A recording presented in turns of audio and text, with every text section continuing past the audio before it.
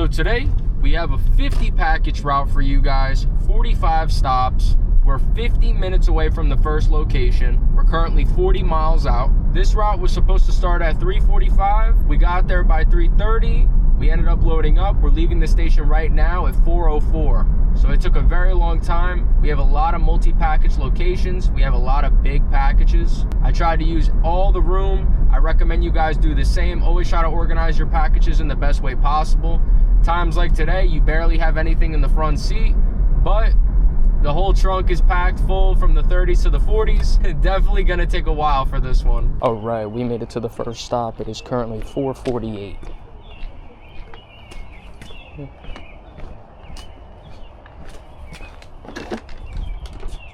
This is going to be stop number 9. It is currently 5:13.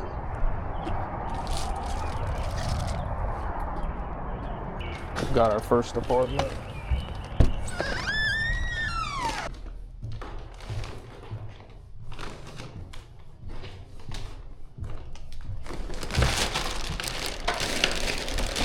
Oh, how are you? I got this. You're number 10? Yes. Perfect. Thank you. Yeah, no problem. Have a good one. For this being 45 stops, the stops feel so far away from each other. Like this stop that I'm on right now, number 12, we were like 5 to 8 minutes away. And you might not think that's not bad, but it's bad when it's repetitive, meaning every single stop is 5 minutes, 6 minutes, and then it keeps taking more and more time for each. Especially for this being a 4-hour route, that just really surprises me.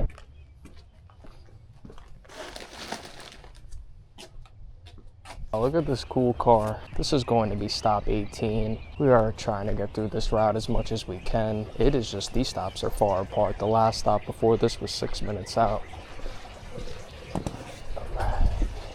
Oh, look at that car, man. That car looks so awesome. Now, when it comes to booking blocks, I'm always going to recommend you guys to really think about what you're going to take, especially when it comes to anything over a 4-hour route. Yes, the 3.5-hour routes and the 3-hour routes could also send you far, but the 4, 4.5, and especially the 5, you could get sent very far, like you've seen in the last couple videos that I showed you guys, 30 to 40 to even 45 miles out. The problem with that is also it depends on where you live from where you're being sent.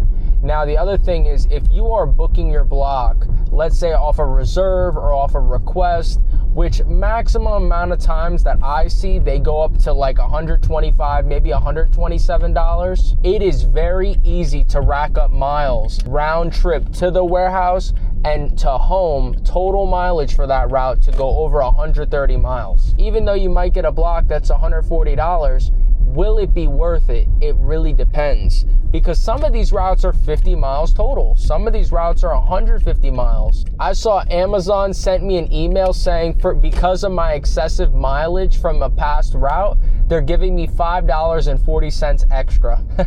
Isn't that crazy?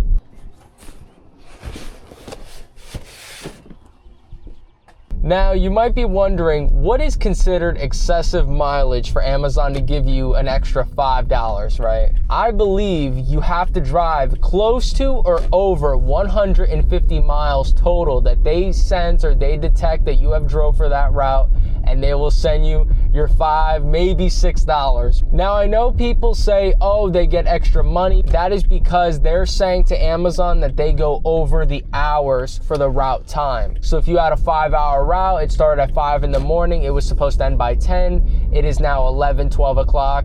You can then say, oh, I finished at 11 or 12, I went 1 hour over. Are you able to compensate me? And then let's say Amazon sends you an extra $20 to $30. But it just depends. I really wish I could give you guys better numbers, but it's just very, very sporadic. It's just kind of depending on, I think, the customer service agent you end up getting with your email.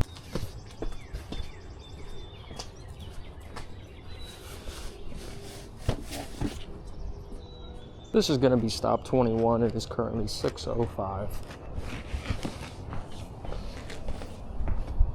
We are getting into the 30s now. I just wanted to show you guys what the trunk looks like. It looks insane.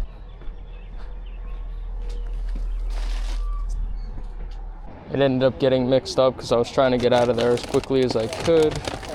But now, oh yeah, so we're going to take this. We are at stop 37. This is a multi-stop location. This is going to be our first multi-stop. The other house is going to be that house over there. I thought it was the next door one, but it's actually the one over there. Always make sure to check the addresses on the packages after you deliver them and while you deliver them too. You don't know how many times you might just drop the wrong package at the wrong door because they look the exact same. See, these were both brown envelopes, so. We made it to stop 41 and it is 6:53. You guys know it, man. We're just pushing through.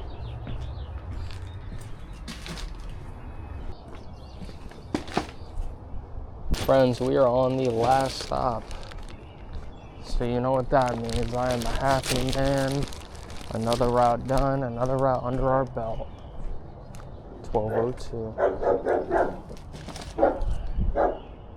For today's route recap, we had a 4-hour route that was supposed to start at 3:45 and end by 7:45. It is currently 7:04. The total amount of packages was 50, and many of the packages were very big. The biggest packages were stops 30 to 40. That was the reason why the trunk was so overpacked. And most of the multi-stop locations was from stop 30 to 40 as well. For this route, we have drove around 86 miles. We are 36 miles away from home. We're gonna be at around 122 to 125 miles total for this route. This route was for $160. So honestly, the past 2 days, these routes have been beating me up and driving absolutely so much. Sometimes you just have bad luck, I wanna say.